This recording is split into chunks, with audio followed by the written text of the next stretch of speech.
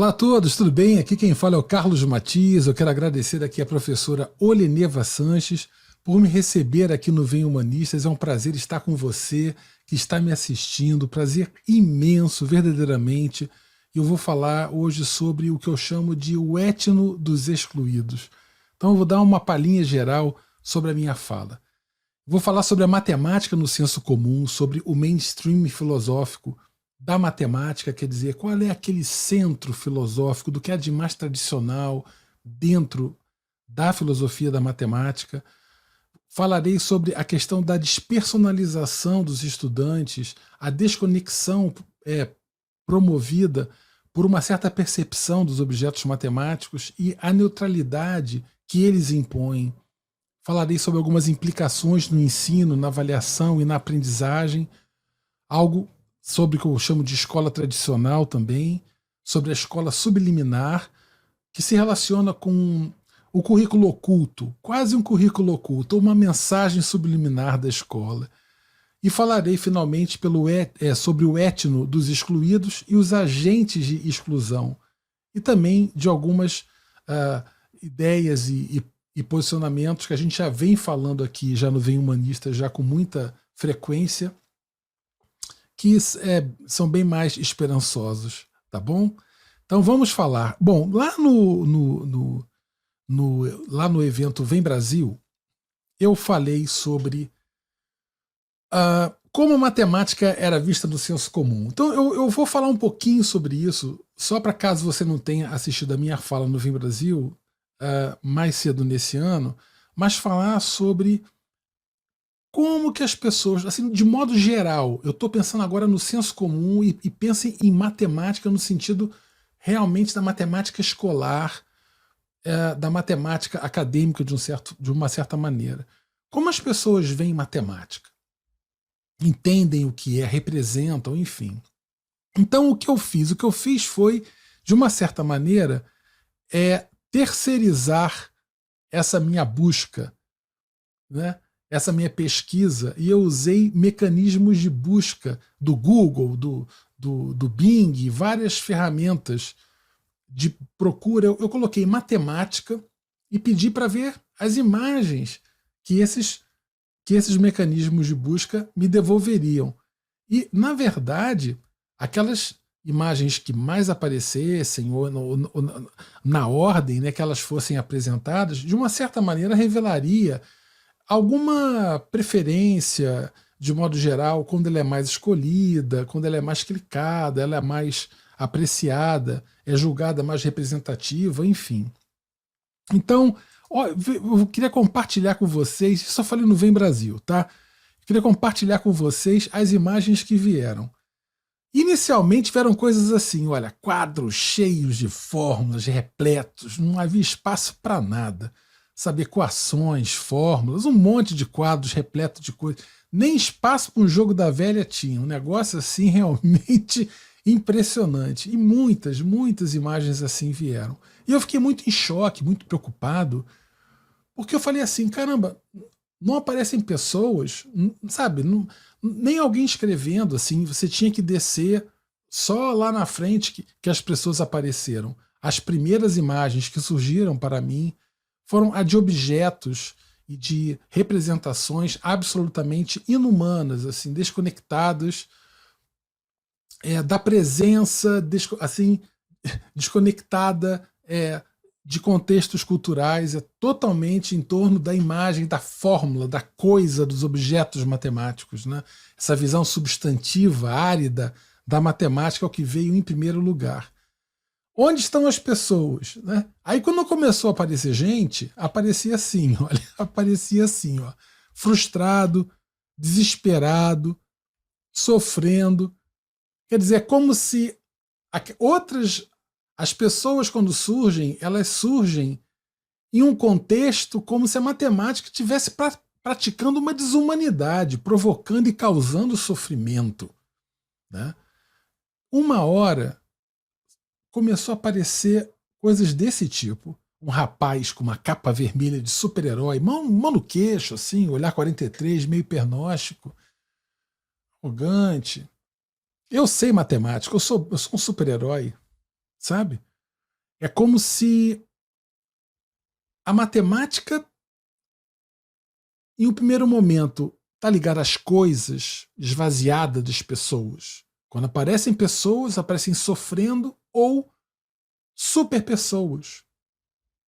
Era como se o senso comum ficasse se alternando entre uma dimensão de inumanidade, uma dimensão de desumanidade e a uma terceira de superhumanidade, do super-herói. Uma hora apareceu uma menina com óculos de grau, cara de gênio, jaleco branco. Um monte de gente com óculos de grau. Um monte. Todo mundo com óculos.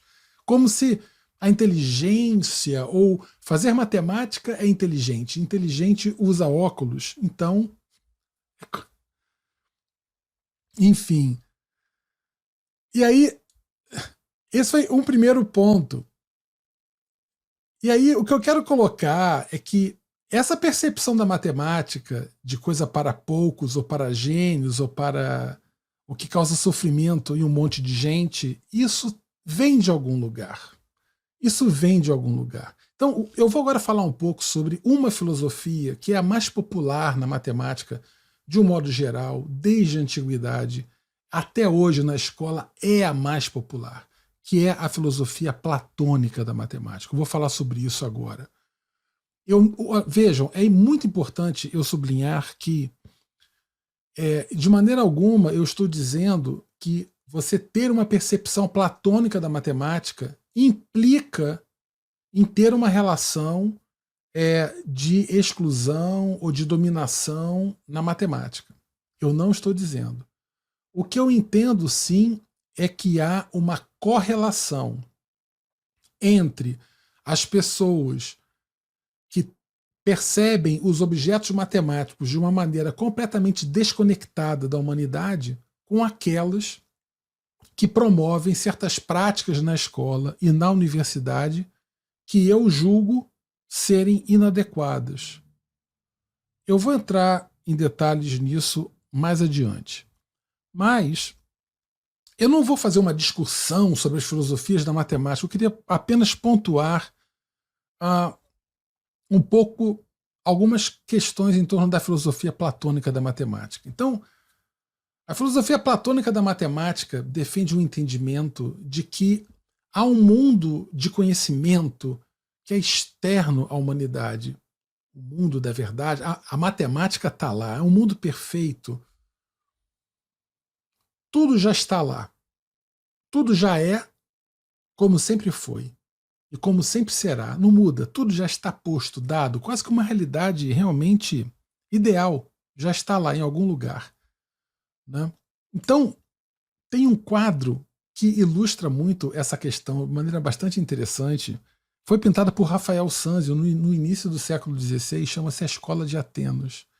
É um quadro que traz um monte de gente, várias pessoas, assim, um monte. Isso aqui é só o centro do quadro, mas tem muito mais gente no quadro, sabe? E assim, essas pessoas todas são pensadores, são filósofos, matemáticos.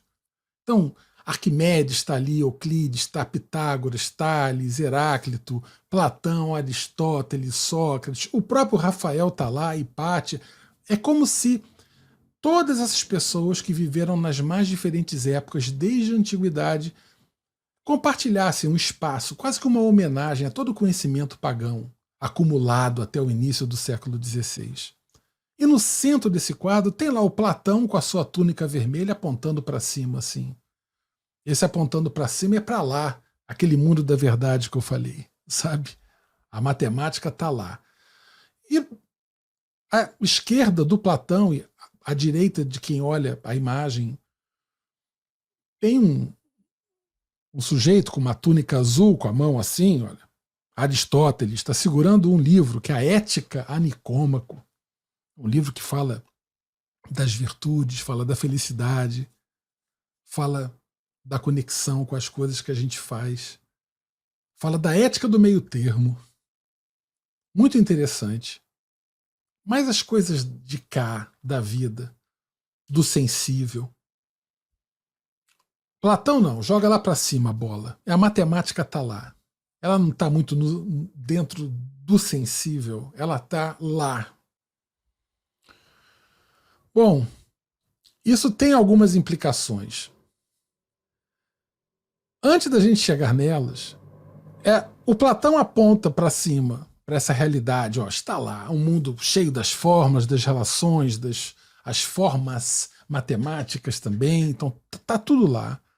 O nosso papel aqui seria o quê? Nós refletirmos, estudarmos, pensarmos, a chegarmos até. Esses atos de reflexão seriam atos de aproximação dessa realidade ideal.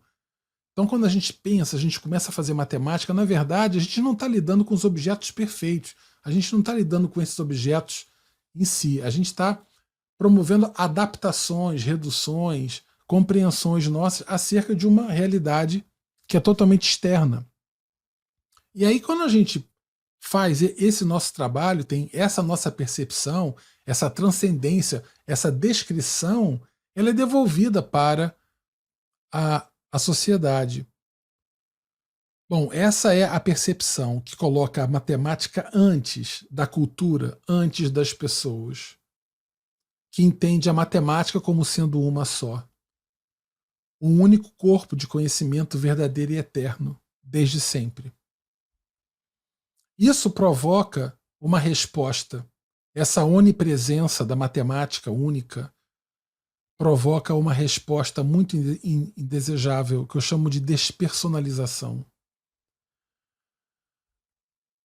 Na despersonalização acontece algo interessante. Você tem um entendimento de que a matemática é única e é externa à humanidade completamente. Ela não depende da gente. A gente não vai conectá-la diretamente. Ela não nasceu no meio de nós. Não tem aquela significação orgânica de algo que foi construído pela gente. E ao mesmo tempo, a contramão disso, dessa dificuldade de se significar, é a dificuldade de que nós utilizemos a matemática para nos identificar. Nesse sentido, a matemática, para a gente, é como se fosse uma coisa que é igual para todo mundo. Então, é como se não houvesse diferença da matemática de João para a matemática de Maria. Para essa matemática, somos todos iguais, no sentido de despersonificados. Essa despersonalização, essa desconexão, na verdade, da humanidade, ela acaba evocando tons de neutralidade. Eu vou falar um pouco sobre isso agora. Objetos matemáticos sempre foram e serão como são. Eles são eternos, eles não mudam, não há mudança. Para o olhar conservador, o platonismo é a Disneylândia. Então, se os objetos matemáticos eles não mudam, que história eles teriam se eles não mudam? Eles sempre existiram, então não há história nesse mundo ideal. Normalmente, o que há é uma história de como que essa realidade ideal foi abordada ao longo da humanidade, da história da humanidade. Então, não havendo conexões com a humanidade, fica mais difícil da gente significar esses objetos, ou até de utilizá-los, como eu disse há pouco, para nos conferir identidade. Objetos insignificados e insignificantes. Essa despersonificação ou despersonalização, como resposta à onipresença, se dá nesses termos. A matemática platônica é uma única matemática, que está lá e é a mesma para todos. Fim. Mas há um custo nisso. E há um custo, em um certo sentido, bastante contraditório. Porque o custo cobrado para que ser uma matemática única, a mesma para todos, é justamente ser de ninguém. A matemática platônica, ela é uma matemática externa que não depende da gente, e que é igual para todo mundo. Diante dela, somos todos despersonificados, despersonalizados. E o preço que ela cobra é justamente esse, ser de ninguém. Então essa objetividade absoluta que a matemática platônica traz divulga uma neutralidade. Ela não depende de ninguém. O que quer que eu faça, ela não se move, ela é neutra diante de mim. E essa é a metáfora pronta, uma metáfora ontológica para aqueles que são entusiastas da tragédia que recentemente chamaram de escola sem partido. Um ponto importante que eu quero falar é sobre a fantasia. Porque quando eu imagino a matemática lá, é algo que já nos remete ao ficto, mais ao ficto do que ao facto. Essa visão a priori da matemática e essa carência que decorre das atribuições de significado aos objetos matemáticos acabaram conferindo às abordagens lúdicas que a gente usa em sala de aula, talvez uma das únicas maneiras da gente proporcionar aos estudantes algum tipo de conexão com o objeto matemático. Porque cultural não vai ser. Ele não nasce entre nós, o objeto matemático. Então, qual vínculo um estudante pode ter com o objeto matemático? Prazer, divertimento, o raciocínio. Ou seja, essa visão a priorista da matemática e essa dificuldade em atribuir significados e conexões vindas de nós deixou como uma das poucas saídas a questão do lúdico, que eu acho que é fundamental. Veja, isso não é uma crítica ao lúdico. O que eu quero dizer é que houve, em algum momento, ainda que na melhor das intenções, uma sobrevalorização desse ficto, dessa fantasia, né, diante dessa indisposição e intolerância de se reconhecer as texturas culturais inerentes aos objetos matemáticos, a gente sobrevalorizou os aspectos ficcionais da matemática para gerar vínculo com os estudantes. E aí ganharam espaço, muito espaço, visões fantasiosas da matemática escolar. De maneira abreviada, eu chamo de disneyficação da matemática escolar. Eu sei que é um nome horrível, mas eu confesso que é como eu chamo. Disneyficação. Essa disneyficação está presente em boa parte dos conteúdos digitais sobre matemática, que são consumidos nas plataformas digitais e divulgam superficialidades e problemas banais, totalmente periféricos, bobos mesmo, sabe? E de interesse provisório. Quebra-cucas, tolos, tão tolos. Exemplos da disneyficação da matemática é essa fixação pela Mona Lisa, pela espiral do número de ouro, pelo Pantenão, pelo Partenão, pela espiral, o retângulo áureo, o número de ouro, o girassol, o sistema de frutas, 3 maçãs, vezes no seu, o caramujo, o caracol. Quantas vezes, digam para mim, quantas vezes vocês já viram esse tipo de coisa? Veja, eu não estou dizendo que isso não é legal, que não é interessante, ou nada disso. O que eu estou dizendo é apenas a massificação desse tipo de objeto na questão da divulgação da matemática. Nos livros didáticos, nos sites, nas palestras do tipo a matemática está em todo lugar, não há uma palestra que resista a um bom caramujo. Isso é pop, queridos. É pop. Pop, pop, pop. Né? Então, isso é um ponto para a gente pensar. Né? Então, agora eu queria falar sobre algumas implicações dessas visões que eu falei sobre o ensino, a avaliação e a aprendizagem no que se refere ao meu entendimento de escola tradicional.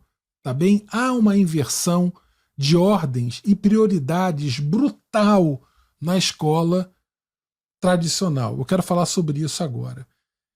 A matemática, então, externa à humanidade, do lado de fora, ela é anterior a tudo, essa matemática platônica ideal, né? Ela está fora da escola. A escola certamente vem depois, né? A escola vem depois dessa matemática ideal, certamente. Ou seja, a matemática ela vem apenas de fora para dentro. Esse é o entendimento que se tem quando você entende que só há matemática de uma maneira ideal e externa, a matemática vem de fora para dentro. Então, esse é o entendimento, são algumas consequências, né? Quer dizer, a escola recebe matemática, ela não faz matemática, ela recebe. E aí os professores e materiais didáticos são os canais e as antenas de comunicação entre o exterior e o interior. São eles que trazem, os livros didáticos que trazem, mostram os sólidos geométricos. Aí depois que mostram os sólidos geométricos, mostram a oca, a pirâmide e outras estruturas e prédios. Então você mostra, olha, isso é um sólido geométrico, isso é uma pirâmide, isso é um prisma. Olha, isso aqui é um prisma triangular. Ah, que legal. Isso é antes. Aí depois você começa a mostrar figuras e você fala, viu? A matemática está em todo lugar. Ou seja, as pirâmides do Egito são domínios de aplicação de uma matemática anterior. Assim como a casa dos índios, assim como a construção de outras estruturas. Isso é falso. A tradição escolar e ensino, algumas palavras. O foco é no professor. Aí você fala, pô, Matias, é ensino. Claro que o foco é no professor. Não, é no professor como ser falante, a referência, o dono do saber. É a sobrevalorização do ensino diante da aprendizagem. Um professor, quando ele ensina, ele tem que pensar no estudante e não no que ele faz. É isso que eu estou dizendo. Na escola, muitas vezes os professores pensam no que fazem, não pensam no estudante. A estrela da escola é o estudante, não o professor. Nenhum ensino é bom se o estudante não aprende. O que credencia um bom professor, um bom ensino, uma metodologia adequada em determinada situação é a aprendizagem. A gente ainda vive o paradigma moderno, lá que nasceu no século XVI, sabe? Com Comênios, Ramos, e até no século XVII com Descartes, no discurso do método. Essa organização toda que há na escola vem de lá. O professor, como eu disse, é o detentor do conhecimento. O professor de matemática, então, nossa, é o detentor do conhecimento, que é o sabedor da perfeição. Nossa, ele é Deus, né? Então, muitas vezes, essa visão é levada ao extremo e o professor de matemática ganha um status diferenciado nas escolas. Digam para mim aí se isso é verdade. Em muitas escolas isso acontece. Não acontece em todas. Eu não estou dizendo que é assim em todas. Eu estou falando de senso comum, de modo geral, de média. São entendimentos que têm muito espaço. Na universidade, o Deus é a vaidade, é o poder, o pós-doutor, senhor doutor, que assedia moralmente os estudantes porque foram mal em uma prova ou porque tiraram uma nota ruim. Falam mal com os funcionários porque têm um grande título. Se julgam as estrelas da universidade. É muito triste. A tradição escolar e ensino, no que se refere aos materiais didáticos, assim, diante dessa despersonificação, ensinar bem para muitos professores tem a ver com o conhecimento de matemática que ele tem e com a metodologia de ensino utilizada. Isso se reflete muito no perfil dos nossos cursos de licenciatura. Ainda, a maioria com pequenas modificações do velho 3+1. Fala-se do conteúdo, os cursos de licenciatura ensinam conteúdo matemático ao professor e algumas metodologias de ensino. Alguns falam de metodologias ativas em algum momento, tecnologias, vamos ao GeoGebra. No entanto, o ponto é a sensibilidade que a gente deve ter ao outro e a aprendizagem. Esse é o grande centro. Os materiais didáticos, normalmente, eles propõem problemas, quase sempre, apenas após a apresentação dos objetos matemáticos, e sempre como domínios de aplicação. Você dá a teoria no livro, define os objetos como se eles tivessem caído do céu, estatelado no papel. E aí você, em seguida, coloca os exercícios. E esses exercícios, que a gente chama de problemas, não são problemas reais. Eles são problemas falsificados e arquitetados para serem resolvidos ou de resolução factível, possível, pelas estratégias que foram recém-construídas pelo livro. Os problemas presentes nos livros didáticos não são problemas reais. São problemas, em geral, grosseiramente simplificados para serem abordáveis por meio das estratégias que a escola acabou de ensinar. Então há uma indisponibilidade, uma indisposição de considerar problemas reais da cultura que se colocam no bairro, no meio da escola. A gente perde a oportunidade de entender, por exemplo, que saber delimitar um problema e escolher o que atacar e o que estudar é uma parte tão importante quanto saber resolver um problema. Problema, na escola, é um produto da arquitetura do viável. E esse viável, infelizmente, cada vez mais se aproxima do que é cobrado nos testes em larga escala. Infelizmente. A tradição escolar em avaliação. Isso é um ponto para mim muito importante, porque normalmente a gente fala de ensino e aprendizagem, e eu entendo que a avaliação é um componente do ato pedagógico. Ensino, avaliação e aprendizagem. E um grande bloco. Avaliar na escola tradicional se configura como uma resposta às ações de ensino, em vez de como um processo mediador da construção de aprendizagens. A gente, em geral, é quase uma prestação de contas aquilo que foi ensinado, né? E a gente não usa muito como um processo de feedback, de retorno, de formação. Uma avaliação não dá aprendizagem, mas para a aprendizagem. O ato de avaliar na escola é confundido com examinar. A avaliação é sinônimo de prova. Provas são instrumentos que se dão e seguem vieses depreciativos, hierarquizantes e classificatórios. João tirou 2. E é lento, é fraquinho. Ah, fulano tirou 7. E ele é bom. O outro tirou 5,5. E é esforçado. A prova virou um instrumento de classificação e não um instrumento aonde o fim é que o estudante mobilize livremente e manifeste seus saberes e seja bem acolhido pelo professor, que vai ver no erro os pontos de conexão e de aproximação desse estudante. Provas são controles do andamento do fluxo escolar e das relações entre ensino e aprendizagem. É o que determina o andamento da escola, a semana de provas. Triste demais isso.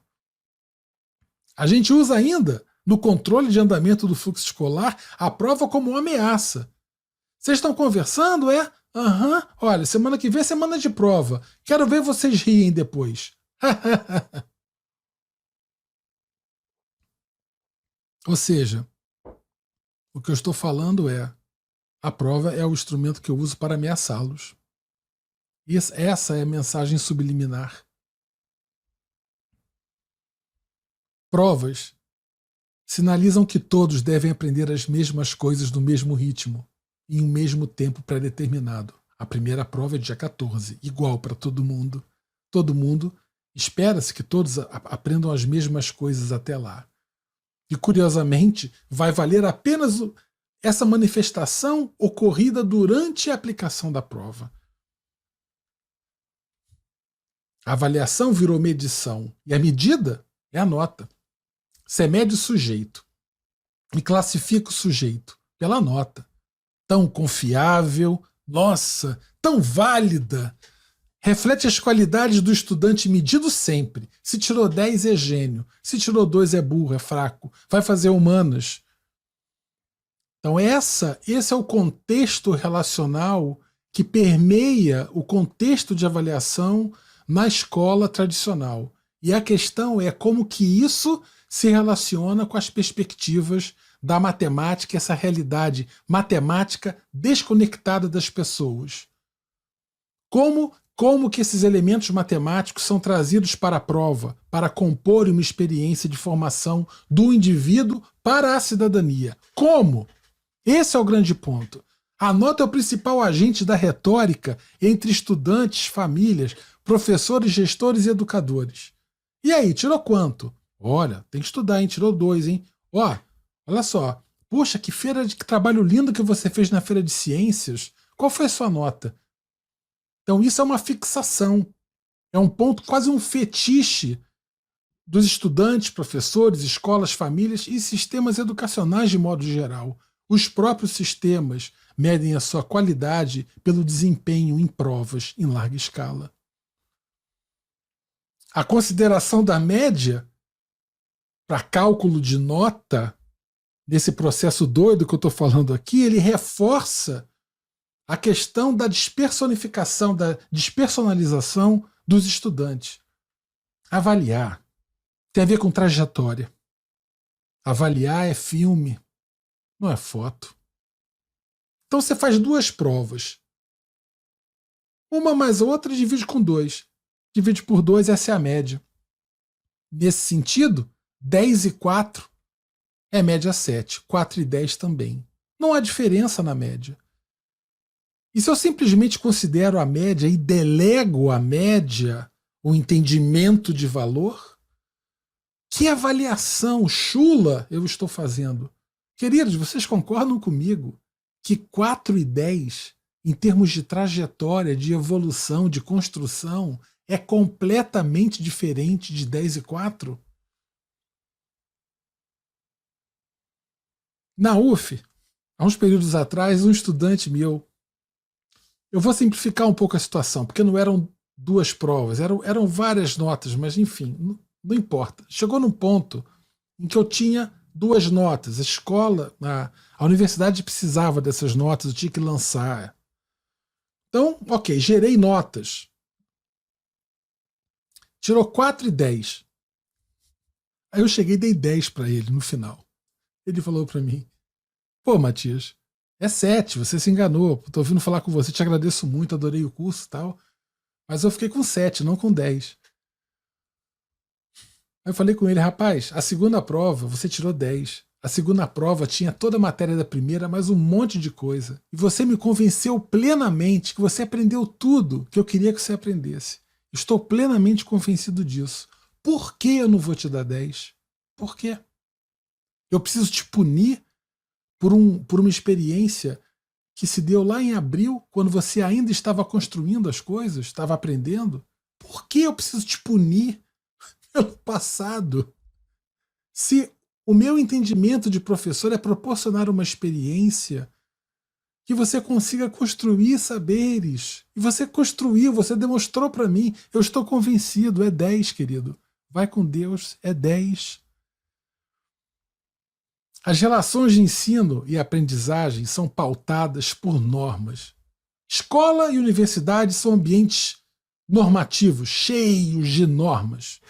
E é incrível como que a gente tem o hábito de classificar os estudantes de acordo com as suas capacidades de atendê-las.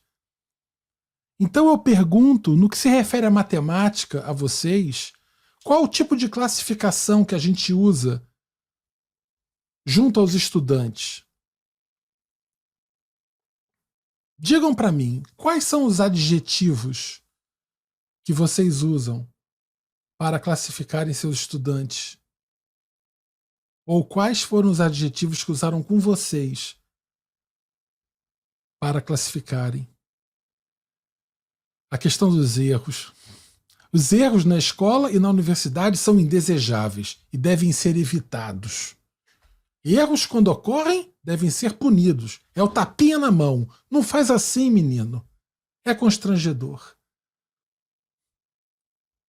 Erros são oportunidades. É uma clara manifestação explícita do ponto que o professor deve atuar. Fundamental. Erro não é algo a ser punido, é ser aproveitado.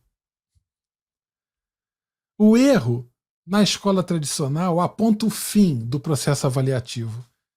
E muitas vezes, acaba sendo o último evento que acontece antes do professor dar seu julgamento e bater o seu martelo. Paf!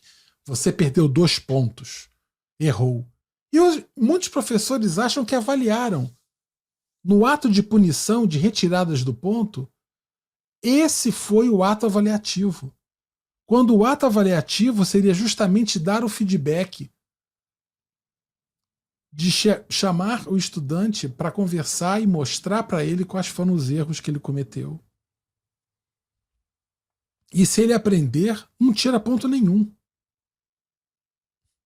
Qual é a sua função, professor, em uma prova? É saber se ele é capaz de saber aquilo às 11h58, quando ele entrega a prova, ou ele aprender. Aprendizagem, agora. A tradição da escola e da universidade falar de aprendizagem é uma tradição constrangedora, eu diria, porque quase não se fala em aprendizagem na escola. Aprendizagem está no estudante, o foco é sempre no ensino. A estrela da escola e da universidade, infelizmente, não é o estudante, é o professor. Então fala-se muito pouco de aprendizagem. A aprendizagem está nos estudantes. E ainda que seja ela que credencie as iniciativas de ensino, como bem-sucedidas ou não, a gente não fala, porque está nos estudantes. Tem a ver com a psicologia, com a história de vida. Coisas que a escola fala que são de pedagogo. Principalmente os matemáticos. Acham que essas coisas são coisas de gente de humanas. Isso é coisa de pedagogo. Essa turma que sofre o mal de não ter objetividade. Preconceitos horrendos que precisam ser combatidos. Esse momento, quando a gente entende que a aprendizagem é uma coisa para quem tem inteligência, quem tem dom, quem tem talento inato, para matemática é isso. Aprender matemática é para quem tem inteligência, para quem tem dom. Quando a gente fala isso, a gente está sendo profundamente elitista. A aprendizagem vem sendo certificada e até identificada na escola pelo bom desempenho em provas, como se elas fossem realmente capazes de revelarem o que os estudantes vivem, sentem. A gente precisa de outros instrumentos, mais ricos, mais poderosos, mais sensíveis às pessoas, mais extenso, menos locais. Na escola tradicional, aprender é um ato passivo, não é um ato ativo. O estudante ouve o monólogo do professor. Isso é Ramos, isso é século XVI. Não aprender matemática. Como a gente explica para o matemático platônico que um estudante não aprendeu matemática? Que ele foi incapaz de transcender ao mundo ideal da matemática? Não, o professor vai falar que ele não tem dom, ou que ele não tem base, ou que falta dedicação, que falta garra, que falta inteligência. A verdade é que quando o estudante não aprende matemática na escola, é sempre consequência de fatores externos ou culpa do próprio estudante. A universidade, então, é craque disso. O garoto passa no Enem com quase 900 de nota, entra numa universidade pública, é massacrado nos períodos iniciais, e a universidade vem com uma tremenda cara de pau falar que o estudante não tem base, não tem dedicação, não olha para o próprio umbigo, a senhora universidade. Tá certo?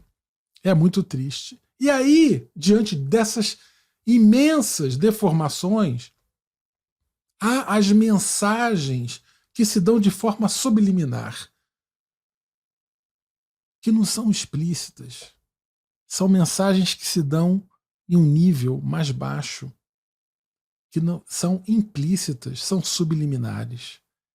Essas mensagens é o que eu chamo de escola subliminar. Coisas do tipo: a matemática tem nada a ver com você, com a sua cultura ou com seus pares, entendeu? Quando você entende que a matemática é externa, que não depende da gente, que é anterior à humanidade e tudo mais, o que a gente está dizendo de forma subliminar é que ela tem nada a ver comigo, com a minha cultura ou com os meus pares. Opõe exato e humano. A matemática exata, perfeita, externa à humanidade. Então essa baboseira de eu faço matemática, logo odeio literatura. Eu faço matemática, logo eu odeio música. Eu fiz letras, portanto sou péssimo em cálculos matemáticos. Sou horrível no cálculo mental. Isso é bobagem. Isso são preconceitos. Toda ciência é humana, inclusive a matemática. Na verdade, o que a gente tem que discutir é o sentido de exato. Culturalmente falando, historicamente falando. O exato europeu do século XVIII é o mesmo exato nosso hoje? As aulas de matemática são eventos de descrição ou de aplicação de entidades cuja existência é injustificável. São coisas que literalmente caem do céu. Caem do céu, como sombras. Matemática é um templo de certezas e maniqueísmos, certo ou errado, inteligente ou burro. É isso que a gente está dizendo de mensagem subliminar para os estudantes. Olha, cara, a matemática é aquilo ali, cara. Ou é ou não é, mesmo. Ou é ou não é. É certo ou errado. Então, diante disso, quando o estudante falha, a mensagem subliminar que se dá a ele é que ou a culpa é dele, ou daquilo que ele não viveu ou não soube viver. Estudar matemática, a mensagem subliminar que se dá é que ele vai ser posto à prova o tempo todo. Ele vai ser testado, colocado na frente de um paredão. Inteligente ou não. Aprender matemática é bom desempenho em prova. E isso daí, essa tragédia, né, ela é vizinha dessa. Ir bem na prova é ser inteligente. E essa, por sua vez, é vizinha dessa. Ir mal na prova significa que a matemática não é para você. Já pensou em fazer humanas? Então esses são os lados da moeda do maniqueísmo. Quando você tem apenas dois estados do sim e não, sim é não não, e não é não sim. Não ser um é ser o outro. E essa é uma tragédia que se coloca em quase tudo em torno da matemática. E aí, como a matemática tem a ver com ir bem na prova e ser inteligente, etc e tal, o slogan que ganhou força, e eu tenho certeza que todos vocês já ouviram, todos vocês que estão me ouvindo agora já ouviram essa frase. Não é eu acho que todos ou talvez, não, todos ouviram isso. Matemática é exercício. Ou seja, a matemática é uma questão de exercitar. Exercitar o quê? Situações que podem se repetir na prova. Então, se a relação estabelecida em sala de aula, na escola, é de reprodução, baseada em provas, e a prova é um instrumento que vai medir a capacidade do estudante reproduzir, portanto, matemática é exercício. E esse slogan funciona muito bem. E aí o outro lado da moeda é errar é humanas. É trágico. O jogo de significados e as consequências das considerações culturais e filosóficas em torno da matemática. O engajamento mercantilizado. Vai valer ponto, professor? Quantos professores reclamam disso? Um monte reclama disso. Né? Que os estudantes só se engajam quando vale ponto. Mas foi a gente que ensinou. Essa é a mensagem subliminar quando você fala que só o que vale na prova é a nota. E ir bem na escola é ir bem na prova. Então a gente tá, na verdade, a mensagem subliminar que a gente dá é que a gente age de maneira excludente, deformativa e corrupta. A gente ensina a exclusão, a gente ensina a deformação e a gente ensina a corrupção na escola, a passos largos. Portanto, o que eu quero dizer para vocês é que essa desconexão abissal que se dá como resposta à desconsideração das pessoas, das suas experiências, das suas culturas, dos seus etnos, das suas referências, da sua história. Isso gerou um grupo imenso de pessoas que evadiram a escola ou que sobreviveram à escola e têm uma péssima relação com a matemática. Eu não estou falando agora de outras etnomatemáticas. Eu estou falando agora da matemática escolar mesmo. Estou falando dessa etnomatemática. Dessa forma que culturalmente, em quase todas as escolas, nós estamos trabalhando. E a resposta que, na criação de um outro grupo cultural em relação à matemática, que é o etno dos excluídos. Esse é o grande ponto que eu quero falar com vocês. O etno dos excluídos é composto por quem? Quem é esse enorme grupo que compartilha entendimentos e práticas culturais em torno da matemática? Compartilham mesmo, é um grupo imenso. São aqueles que sucumbem na escola e na universidade diante da desconsideração acerca de quem são, do que sonham, de onde vêm e do que já sabem. Aqueles que não veem conexões entre matemática escolar e a vida, nem tampouco motivos para aprenderem algo que apenas os põe à prova.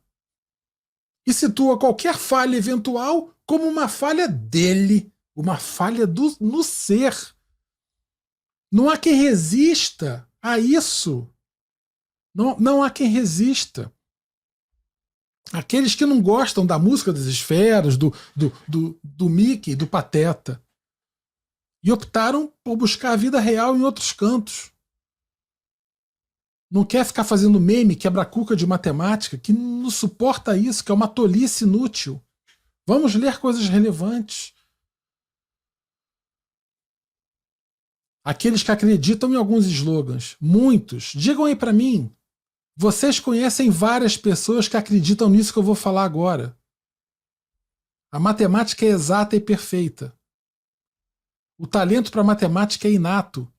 A matemática é razão, emoção, e isso é para pedagogo. Emoção é coisa de pedagogo. Gente, a arrogância dos matemáticos é tão grande e chula e baixa que a gente não entende que aquilo que nos mantém matemáticos inseridos, suportando o trato dentro de um problema matemático é a emoção. Qualquer razão nasce da emoção e vive de sua morte. Matemática desenvolve o raciocínio. Claro que desenvolve. Desenvolve o raciocínio matemático. Falar com pessoas, ler uma poesia, tocar um instrumento, também desenvolve o raciocínio. A gente fala do ato mental como se houvesse apenas um, o lógico, dedutivo, matemático.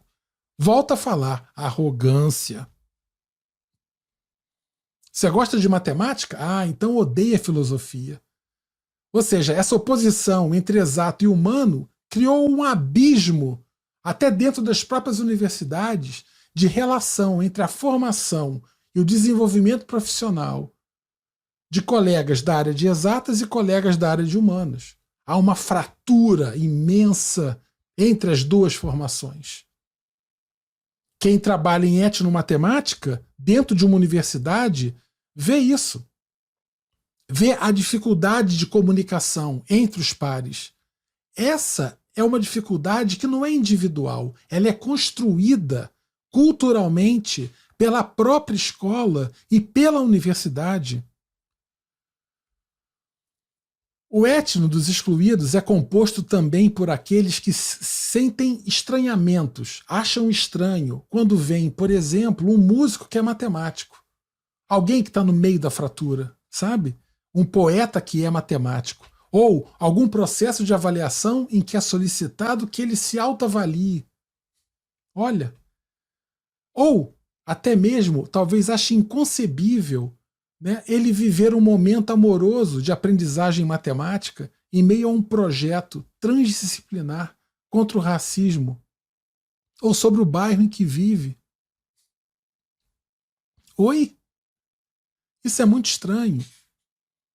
Essas pessoas foram excluídas ou se auto-excluíram da possibilidade de serem felizes ou de serem plenos enquanto cidadãos por meio de práticas que são fundamentais. e que são vividas em todas as culturas, não por meio dos mesmos objetos, mas por compartilharem desejos, sonhos, vontades e terem objetivos, resolverem problemas. O etno dos excluídos é formado também por aqueles que desistem, porque não suportam o peso das autoimagens que construíram durante a matemática escolar e a vida na escola. Não suportam, sabe? Sentem-se, eu sou tão burro, então não é para mim, eu largo o lápis. Aqueles que largam lápis dizem que matemática não é para mim, que fogem de qualquer coisa que envolva números, né? E por isso acabam deixando de estar em posição de tomarem decisões de forma plena, decisões importantes, envolvendo cidadania, a plenitude da cidadania democrática. Então, estudantes que foram assediados moralmente na universidade e que são levados a evadirem seu curso achando que fizeram a escolha errada. Estudantes que foram chamados de burro pelo professor, né, que foram tratados dentro da universidade como seres genéricos possuidores de um CR. Um número que mede a qualidade da trajetória deles dentro da universidade. E aí há os agentes de exclusão, que muitas vezes são algumas pessoas que sobrevivem aos quadros de maniqueísmo, do certo e do errado, do exato e do humano, né? E que por terem tido resistência emocional, ou então sentido afinidades, né? Ou até encontrado motivo, sei lá, para construírem autoimagens positivas nessa maluquice toda, eles vão reproduzir esse modelo que viveram. Vão reproduzir. E será muito difícil fazer com que eles mudem a forma de eles perceberem a matemática. Porque talvez por vaidade ou até ego, né, eles tenham um apego pelos palcos das suas vitórias, que se dão naquele contexto, que eles teriam que negar. Eu ralei e venci, vai ter que ralar também. Esse é o papo que a gente ouve. Eu quero falar agora de esperança. Vamos falar de coisa boa. Até botei azulzinho para dar uma mudança nas coisas. A cultura e a inclusão escolar, ela pode mudar esse quadro tão tenebroso. Então, primeiro, a questão da consideração da matemática cultural, a filosofia humanista da matemática, a etnomatemática, que considera a natureza, a realidade matemática como essencialmente cultural. Matemáticas brotam da vida sociocultural, brotam dos desejos compartilhados. Essas substantivações pelos verbos compartilhados, as práticas. Que se invertam as setas, queridos. Aquela matemática externa que vem de fora para dentro tem que também ter setinha para fora. Os livros didáticos continuam do lado de fora. Eles continuam a ter setinha para dentro da escola. Tem teste em larga escala. Continua a ter setinha de fora para dentro. Mas tem que ter setinha de dentro da escola para fora. E quando eu falo nisso, eu não falo na escola, do prédio. Porque dentro da escola está o bairro, a comunidade, as pessoas estão dentro da escola. O currículo emerge da escola. É de fora, é de dentro para fora. É de dentro para fora. A escola humanista é assim. As pessoas estão dentro. O bairro, a comunidade, a cultura está dentro. Então, tem matemática que brota de dentro da escola. A escola, enquanto instituição sociocultural, representativa da dimensão sociocultural, dela brota a matemática. Isso tem que ser considerado. De dentro, estão dentro da escola.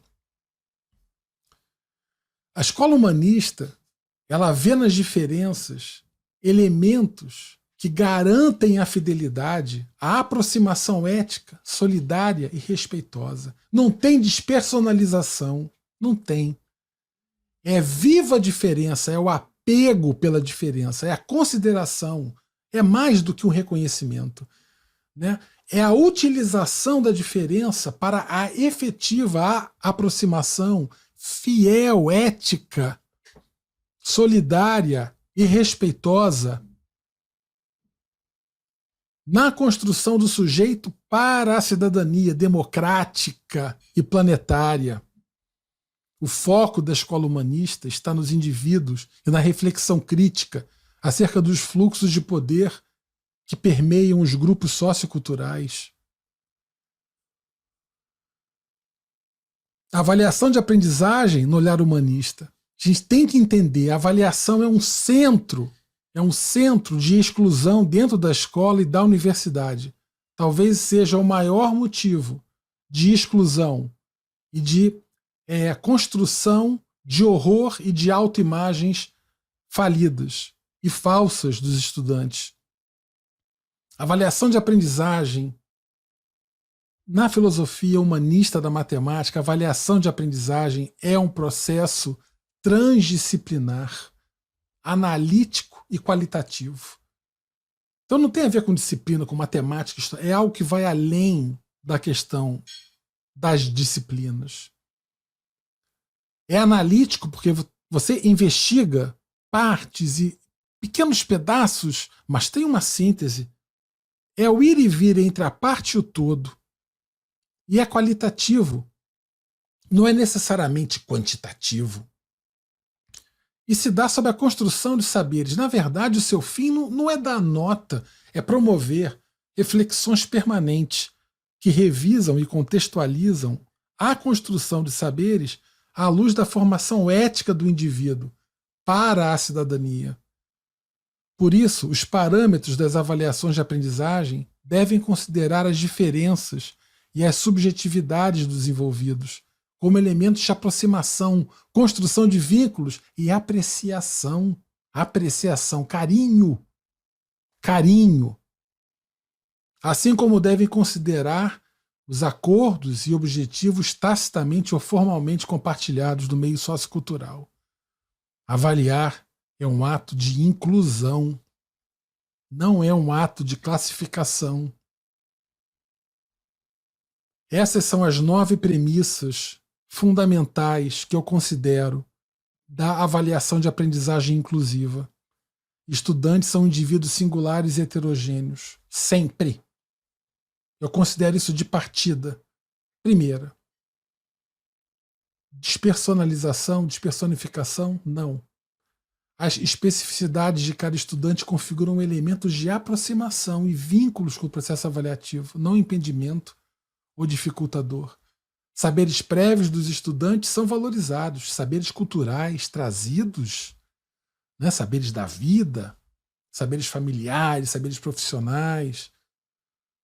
Erros não são reflexos do não saber, mas sim saberes que carecem de revisitação, de análise, de crítica, refutação. Nesse sentido, o professor ele gera e gere conflitos. Ele percebe o erro e usa o erro para mediar conflitos e garantir que esses conflitos sejam formativos, construam entendimentos e critiquem aqueles saberes que precisam de refutação. Erros são oportunidades fundamentais para a atuação dos professores, eventos reveladores, que não devem ser punidos apenas, aproveitados. Esquece punido, tem que ser aproveitado. Erros são inícios de ações pedagógicas formativas, jamais encerramentos dos vínculos com o processo avaliativo, ou meras justificativas para posicionamentos somativos desfavoráveis. E ele errou. Acabou, tira 2 pontos, acabou. É ruim, ele não sabe isso. Não é isso. É vem cá. O erro não é o motivo de dar tchau. É o motivo de dar oi. Vem cá. Erro é oi, não é tchau. Vem cá, conversa comigo, senta aqui. Deixa eu te mostrar. Vamos conversar. A avaliação tem sentido apreciativo, não comparativo, não classificatório. Você incentiva os estudantes em seu tempo, você respeita, você valoriza a conquista, você dá carinho. Você não compara João com Maria. Não importa João a Maria. Importa João, o melhor João que João pode ser. A Maria, a melhor Maria que Maria pode ser. Isso é inclusão. Todos podem aprender. Esse é o etno dos excluídos. Era a minha fala. Algumas mensagens finais que eu quero colocar é que A gente viu tantas etnomatemáticas aqui no Vem Humanistas, né? Tantas coisas, tantas. E eu falei de uma etnomatemática aqui muito restrita. Falei da matemática escolar. Mas de uma matemática que precisa de atenção. O entendimento etnomatemática sobre uma etnomatemática já tão cansada, mas um olhar sensível, um olhar cultural, um olhar esperançoso, porque há tanta exclusão, tanto extremo, tanto 8 ou 80. Você gosta de matemática? Amo. Você gosta de matemática? Cruz credo, odeio. Olha, a gente vai estar num caminho melhor quando houver um número maior de pessoas que achem matemática algo mais ou menos. Tipo geografia, sabe? Todo mundo acha mais ou menos. Isso não é preconceito, não. É um elogio à geografia. Porque ela é tão vida, mas tão vida, mas tão vida, que ela é comum. Está no meio de nós. Por isso as pessoas acham mais ou menos. Sabem? A matemática é chamada de rainha das ciências exatas. Pois bem, queridos, eu acho que a rainha das ciências exatas precisa ser deposta urgentemente e ter as suas finas mãos tão brancas de seda, sujas de todas as tintas. Talvez vocês entendam agora o motivo dessa imagem ser o centro do Vem Humanistas. Queridos, a minha fala chega ao fim agora. Eu agradeço muito vocês terem me ouvido. Eu peço apenas mais alguns poucos minutos a vocês. Eu vou passar um vídeo agora na sequência, que é na verdade, uma composição de vários vídeos que eu fiz para a Matemática Humanista, vários textos que eu escrevi, vários videotextos que eu produzi, sobre todas essas discussões que eu visitei hoje com vocês aqui em minha fala. O etno dos excluídos é o foco da matemática humanista. Não da filosofia humanista da matemática, mas desse meu programa. É o meu foco como educador. Eu quero essas pessoas, eu quero me aproximar dessas pessoas. Eu acredito que a gente pode subir a ladeira e resgatar uma escola sensível às pessoas. É isso.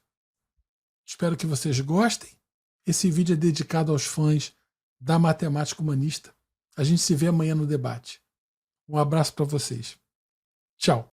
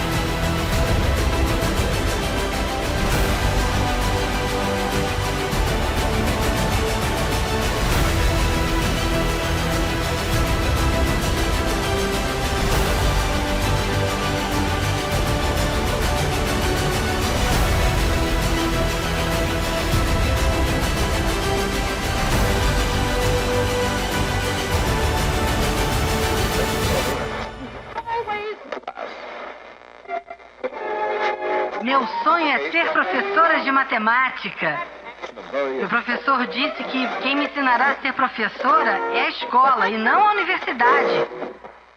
Na universidade é só matemática pura. Pura. Pura. Eu não estou indo bem. Matemática não é pra mim.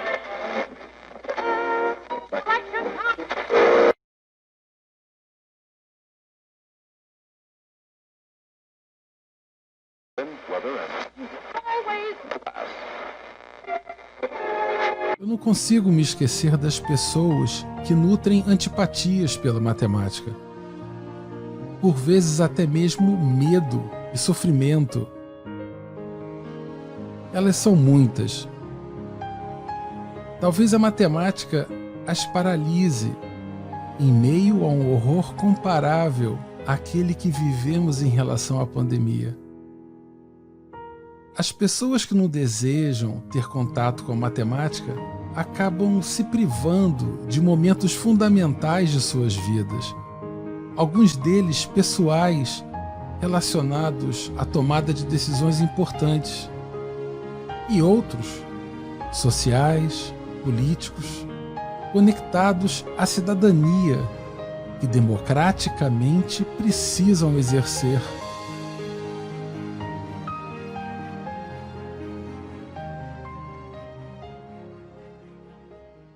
Portanto, vivamos nossa admiração e amor pela matemática com todo calor, mas não deixemos de lado as pessoas que precisam domesticar os seus monstros.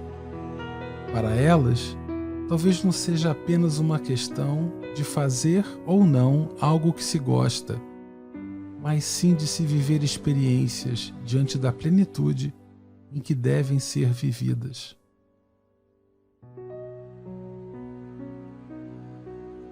Entre o pavor e o amor, há muita coisa. A matemática não é um monte de equações, não é algo apenas do cientista com cara de gênio que evoca os avanços da ciência do último biênio.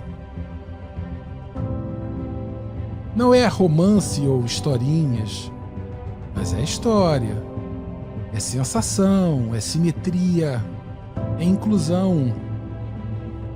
Ela é resposta a uma comoção, é cultura, divulgação, é livro, revista, é canção, é humildade. Entre a criação e a descoberta, a matemática é ambas, é incerteza sobre certezas. São certezas da incerteza. Não é produto do sim e do não, é fruto do meio e da crítica. É o que sobra.